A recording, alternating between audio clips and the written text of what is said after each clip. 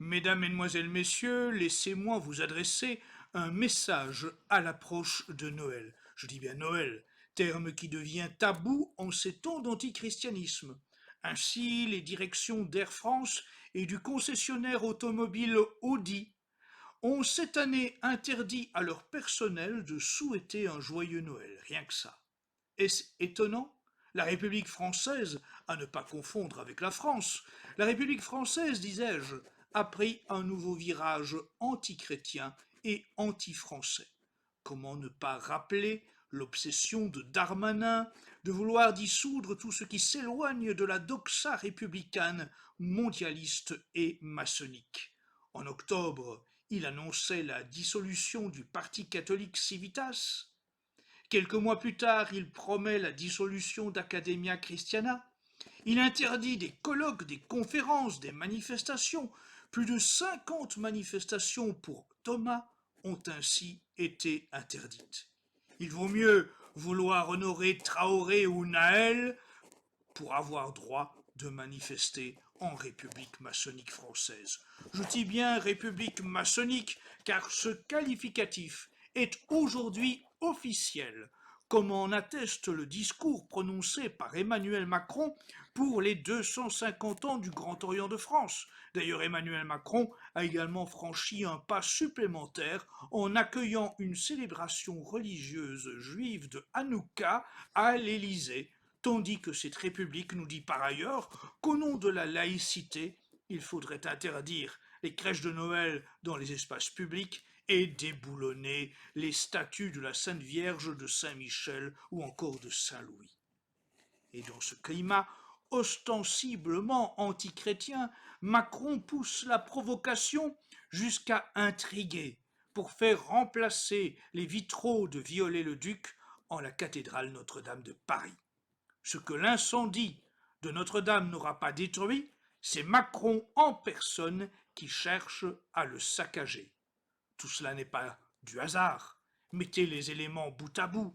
Ce déchaînement de haine antichrétienne et anti-française est tout simplement la résurgence de l'esprit de la terreur qui a suivi directement la révolution de 1789. Mais tout cela doit précisément nous ramener au véritable esprit de Noël, celui dont nous allons célébrer la nativité, la naissance. Jésus-Christ, notre Sauveur, a lui-même subi la persécution. Il nous l'a enseigné. Souvenez-vous de la parole que je vous ai dite. Le serviteur n'est pas plus grand que son maître. S'ils m'ont persécuté, ils vous persécuteront aussi. Je tiens donc à vous souhaiter à tous de saintes et joyeuses fêtes de Noël. Éloignez-vous du consumérisme et du matérialisme pour mieux vous tourner humblement vers cet enfant Jésus dans la crèche.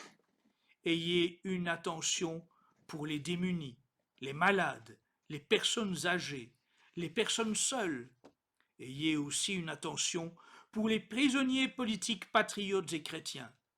Ayez enfin une pensée pour tous les chrétiens persécutés physiquement de par le monde, en Orient, en Afrique subsaharienne, en Asie, notamment en Inde et en Chine, en Amérique latine même. Et je songe en particulier aujourd'hui aux chrétiens de Palestine et du Sud-Liban, ainsi qu'à ceux du Haut-Karabakh. Cette fête de Noël nous réunit, chrétiens de toutes les nations, dans cette joie et cette espérance en ce Jésus sauveur. Et bien sûr, parce que la préférence nationale est un sentiment naturel, songeons bien à tous nos compatriotes qui souffrent et prions cet enfant Jésus de veiller sur notre nation.